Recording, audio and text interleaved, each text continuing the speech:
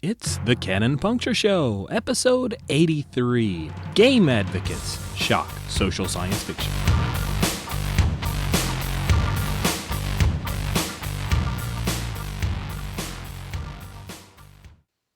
Hey everybody, welcome back to the Canon Puncture Show.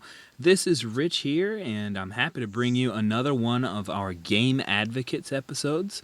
For this one, I've brought in the esteemed, it's with finger quotes there, Robert Bohl. Robert Bohl is a publisher of a forthcoming game called Misspent Youth. How's it going, Rob? Good. Thanks for having me on, Rich. Hey, happy to have you on. Brought you on because you are interested in being a game advocate for a game about social science fiction, something shocking. Yes. Shock. Tell me about it. What's this game?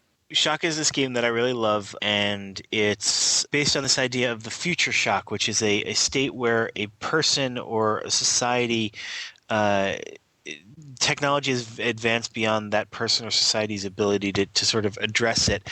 Evolution hasn't prepared you to deal with the reality that you're faced with because reality has changed so quickly thanks to technology. So that's sort of the seed of Shock, and Shock kind of tries to recreate fiction like Isaac Asimov's books, or my favorite example is Philip K. Dick, or like Joshua talks a lot about the movie Blade Runner. So what you do in the game is you, as a group, you decide on a science fiction-y thing that's like different about the world. Like, let's say for Battlestar Galactica, there's robots, that look like people. Not to spoil the pilot for anybody. But oh, I lost my thread there because I was laughing at my stupid joke. Yeah, so like in Battlestar Galactica, it would be robots that look like people would be the Shock, and then you would look at some issues that cross it, like let's say slavery and faith and cooperation and like humanity, and then you would create a character at each of those nexes that is about that cross. So you've got humanity and slavery, and maybe you've got like one of the Cylons that's particularly angry about that, and then you've got like robots. Sorry, I said humanity and slavery. I meant robots and slavery. And then you've got like robots and faith, and so you've got this person who's faithful and they're a robot, and so on. So what you do is you create characters at those intersections. Then each player has one of those characters, and then the person to their left, I believe, I don't remember exactly, plays their antagonist, or they're essentially their GM.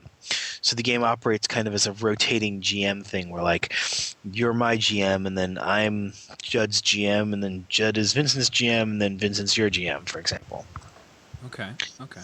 And also Joshua sometimes talks about as a game, a thing that you create fiction with rather than a role-playing game. I think he's crazy. It's a role-playing game because you pretend to be people, but like that's actually his take on is that it's certainly a fiction creation machine, and it may or may not be a role-playing game. It's kind of interesting. Yeah.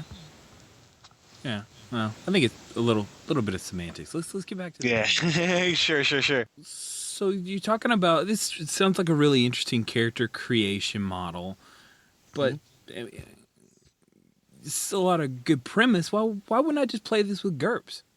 Well, because in GURPS, there's no book, as far as I know, that has a skill that reads lying versus truth, and another skill called violence versus cooperation. Then everyone in the entire world has those two stats that you play off of.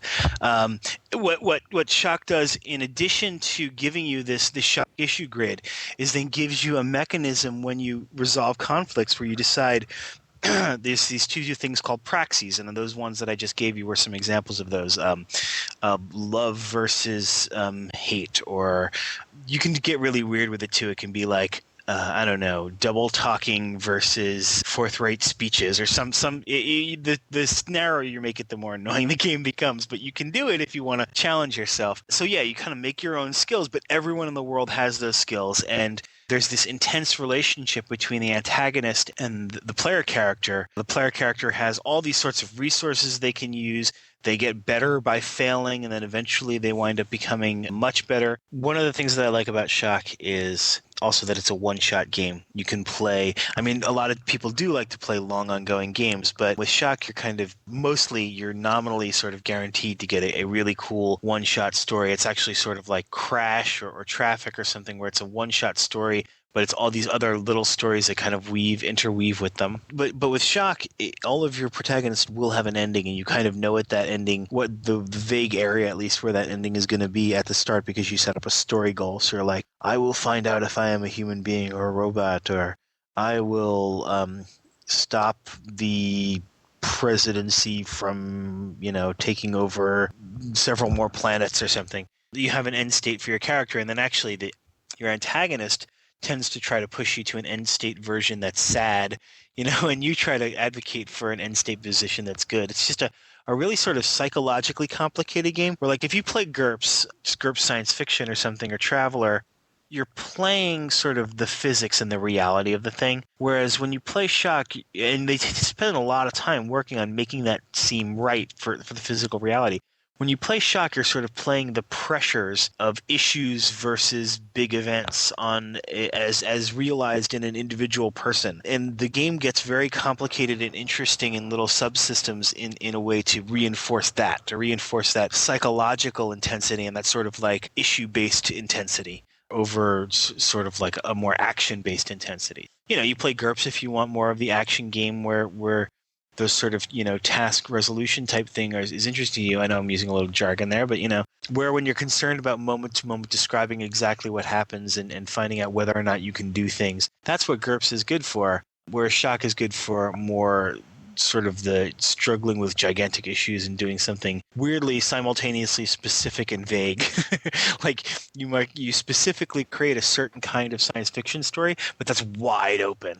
Well, I think you touch on something that I want to learn more about here. At the table, what are the kind of stories that people are telling? I mean, it sounds really fractious. Everybody has kind of their own story and their own personal GM. Right. So how does that all tie together in practice? Well, again, I'm going to use movies are good because a lot of people, have seen them. But anyone has seen either Crash or Traffic, these two movies that came out a few years ago. There's this sort of weaving narrative. There's all these stories that happen in the same world, and they combine to tell you about that world. And that's what you have with Shock. So really what you do with Shock, because everybody owns either a Shock or an issue, and then that person can decide, our Shock is space travel. Well, how long does it take us to get to space travel? Well, person who owns space travel says, and sort of writes it down on a card and throws it down. So the process of play is creating this interesting, cohesive world. The world creation stuff doesn't end in play. And in fact, in every conflict, if the audience wants to participate, that is, people who are not the protagonist or antagonist, those people can add new details to the world. So you're doing a lot of that kind of world creation stuff all throughout it, which is a lot of fun. And you're kind of, I think the most interesting thing, I don't know how much Shock is interested in emotions. I think Shock is more interested in big ideas, right? So you can that's why Joshua sometimes doesn't say it's a role-playing game. You definitely focus and you pretend to be a guy doing a thing. But the game is more interested in taking these big social pressures and examining them through the lens of a science fiction trope and distilling that fusion into a person. Because there's a lot of science fiction that does that, which gets to my kind of crazy theory that Shock is a science experiment in fictional form, or it's a fiction-based science experiment where you got to lay this on me, Rob. All right, so in a scientific experiment, this only if you're super nerdy will you enjoy this like I do, and even then you have to be the right kind of nerd. But anyway, in a scientific experiment, you have your dependent variable, which is the thing that you measure, and you have your independent variable, which is the thing that causes the change. So you give someone a drug and you measure their blood pressure, right? So the drug is the independent variable, and the blood pressure is the dependent variable. Well, that's what Shock is. Shock's dependent variable, the thing that changes things, is the Shock, the science fiction thing. And its independent variables are the issues, the racism, sexism, pollution, totalitarian state, those kind of things. You see what effect the Shock has on those. And that's just fascinating and exciting. And now whenever I read or see science fiction, I'm like, I get it. I get science fiction in a way I never did before. And I'm so excited about it, in a way I never was. I appreciated it before, but I never really, really understood it until playing Shock, frankly. Interesting.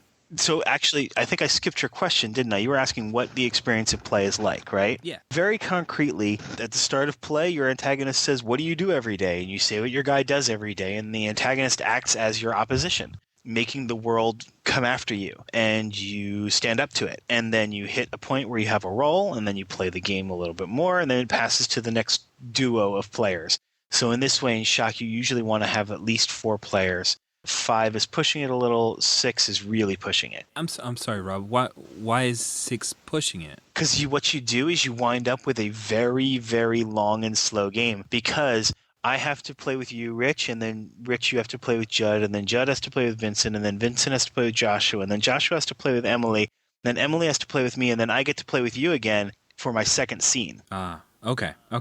So in order to get something like a narrative thrust in a single episode, you want to have 4 people is about good. I mean, you can, in a 4-hour con session where you're introducing people to the game, you can usually get 2/3 or 3/4 of the way through a character's story, which is a really good, nice clip too. Also, one of the things to touch briefly back on why not play GURPS, the game does not need a consistent group. You can have your weekly Shock game and different people can be in it. And each time it can be a different world or it can be the same world. The world can get bigger with additional shocks. So I think that makes it really unique and interesting and fun too. Oh, and so you keep going around that circle till your character dies ends his or her story, and that can be either happily, like yay I got what I wanted, or sad, or like it can die, he can end without addressing it, But your protagonist will end his or her story at the end of every sort of unit of play. That isn't always one session, but it's intended to be, I think. Let's say I'm interested. As a new player to Shock, what would you warn new players about this game? I would warn new players, first of all, that if they're intensely uncomfortable with being in a GM-like role, they really shouldn't play one of the main roles. There's a way to play just audience in the game, which is pretty cool. If you hate the idea of having to take on the GM role, you shouldn't play, because that's what you do. You serially take on the GM role. And then I would also tell them, remember, you're the GM. Just because someone else knows the game better than you, you're GMing that person that you're looking at. A lot of people are kind of tentative about it. You're like, I don't know. I've actually done the thing where I've facilitated the game for people who were playing it for the first time. And I had to say, well, look, attack, did you see what I just did to him? Attack him. You're going after everything he cares about. And if he there's an interesting thing that happens in Shock sometimes where someone doesn't go for a role, right? Like the antagonist has to do something and then the protagonist has to say, I'm not going to put up with that. I think that's the order of operations. Sometimes, and I've had this happen, a protagonist will not do anything. And you have to keep pushing him and pushing him and pushing him until he does something. I was playing a game once where this guy was being messed with by this criminal cartel, and he gave in to them because he didn't want to roll. So I had to have the cartel be completely unreasonable and start to threaten his family and stuff because they believed that he was still messing with them because he wouldn't stand up. So it's a really, really neat thing about that game. You have to think, well, okay, so there's this interesting thing that happens in a lot of games where, for me, I know the end state that the rules say I have to have. The rules say I have to, in the end, be completely unreasonable till he stands up. The thing that Shock does that a lot of games do that I like in a lot of role-playing games, especially so-called indie games or Forge Drive games, is that they tell you need to have this end state, right?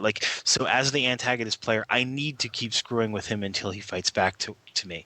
So I know I have to be eminently unreasonable and continue to be unreasonable until he rolls dice. So that means that I have to say to myself as a guy making up fiction, oh, I know I have to end up there and he's putting these things in my way, so I keep playing at that until I get where I need to be. And I think one of the things, the main thing to me that role-playing game systems need to do is to give you grist for the mill for creativity. There's nothing worse than a blank page problem. You tell someone to sit down and tell a story, they're going to want to tear their hair out. But if you say, okay, so you're this guy and you're this guy, and you have to destroy him and you have to keep pushing him until he stands up for himself, that's giving you something. That's what role-playing games are to me, is saying you're all creative people, but creative people need grist, so here's your grist.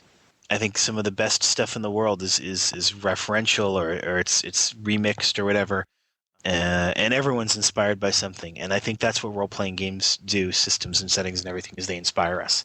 Talking about this inspiration, I mean, what are some of your favorite moments at the table playing Shock? I love this thing I keep talking about with like Traffic and Crash, where you're seeing these separate stories, but they're all in the same world. And I love these moments where you can make that happen. So I was at Dreamation a year or so ago, maybe two, and Joshua was running Shock, and he had like literally 12 people that wanted to play all in the same slot. So he grabbed a few ringers who knew how to run it, and we separated, and I got to run. What we do, and this is a really fun thing, we use the same Shock, and then each table comes up with its own issues and its own world. So anyway, I don't remember what ours was about, but we had a thing where there was this riot in LA, and we saw the riot in LA happen, and that was something that, you know, had been done for game mechanical reasons. It created an interesting piece of fiction. So there's a riot, or like a demonstration. And then later on, we saw a scene, and we saw how that demonstration got created, because someone who had nothing to do with my side of the table, or vice versa, I don't remember which it was, said, "Oh, that happened. We can totally see how we can make this happen." And there was this wonderful moment of this shared world and a flashback and stuff. It was like out of a Robert Altman movie. It was really neat. Wow. Yeah, and I've never seen that flow so perfectly in a game before as it has with Shock, because Shock focuses on that multiple perspectives of the same world thing. Any other cool table moments? That was pretty quick. I could take another. Sure. Let me see. I love, one of the really cool things in Shock is that you can play a character who you intensely dislike and still treat them humanely, and still enjoy having them as a protagonist, because it's almost like a mystical trickster type thing where like you're tormenting this person hoping that they'll learn something. I saw someone play protagonist once who was like the worst oil baron ever and was just completely exploitative and needed to be driven mad and find God, you know? You go with the most into the most insane places with this game. It's really great. And one of the things people try to do a lot of the time is they say, well, we're gonna play a game of Shock, and we're going to play Shadowrun. So the shock will be that there's technology and magic, and they try to recreate something that exists.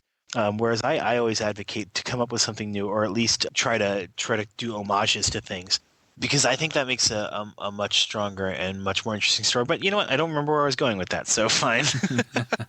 What do you see other players loving about the game when they first engage with it, or why they keep coming back?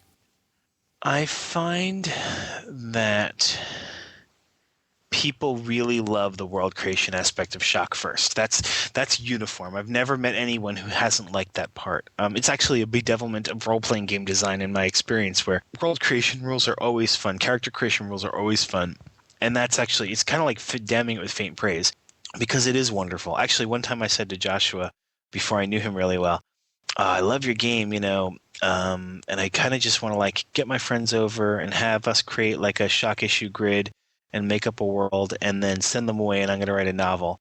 And he had this hilarious expression on his face of like pleasure and then disappointment because like, yeah, I'm glad that someone can enjoy it that way, but you're really not getting the best out of it, you know? So yeah, that's a lot of people are like, oh, I love creating this science fiction world. It's so cool. And then a lot of times they don't want to intersect with some of the other rules, and you know, that's fine. But as Joshua has said, I mean, I interviewed him once, so I'm actually stealing him from him. He said something like, well, you know, it's like I gave my friends a bike and then they only wanted to like prop it up against things or like hold things with it, or I don't know. His actual analogy is way better than that, but you know, that kind of thing. Like, here's this thing that's meant to do this really good thing, and you're only using it as, you know, furniture or something.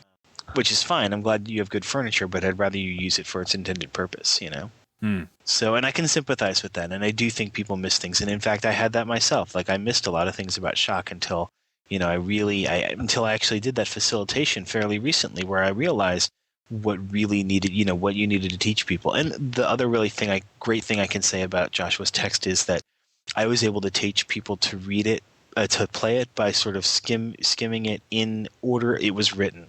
So it's written in sort of play order, which is, for the most part, which is really great. I love that. I stole that and used it for my game too. You get to see first the thing you need to do first, which I love. It's great for new players.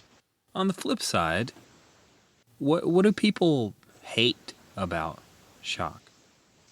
I think that a lot of people in the sort of mainstream of tabletop role-playing game players, when they think of science fiction games, they think of action movies. Because that's what a lot of our science fiction is these days, and I don't mean to denigrate that. I love action movies. I'm really excited to go see Avatar with a bunch of my friends and my girlfriend and stuff, and my son. But it's not science fiction in my opinion. It's fun, but it's not science fiction to me.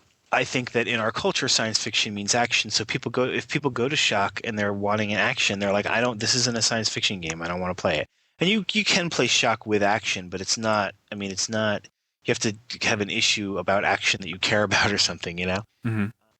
Oh, yes. The big one, the big turnoff, I think, for a lot of people would be, and I even give Joshua garbage about this all the time, would be the gender-neutral pronouns in the text. Instead of like doing the singular they or doing he or she or like making the GM female and the player male or whatever, he used this version of a gender-neutral pronoun for English. I think I think it's like HIR for the possessive, and I think it's ZHE for the singular. I don't know. But anyway. What? Yeah, it's really kind of complicated. And it's just and the reason that he does it is, well, he loves that people get so upset about it, but also because it's a weird science fiction-y thing and you have to adjust yourself to it. It's like you're experiencing the aspect of being shocked by history, you know. So I know a lot of people dislike that. I think those are the two big ones. I can't think of anything else. Oh, another thing is perhaps that the rotating GM thing. I would imagine there are people. Now, this is just me completely conjecturing. I haven't heard anyone say it. But I would imagine there are people who do not want to do that rotating GM thing. I mean, I kind of I miss the player-to-player cooperation sometimes when I play Shock. I love the game, but I'm also I don't want to compete with the people that I'm playing with type person. So I get uncomfortable because I get way competitive.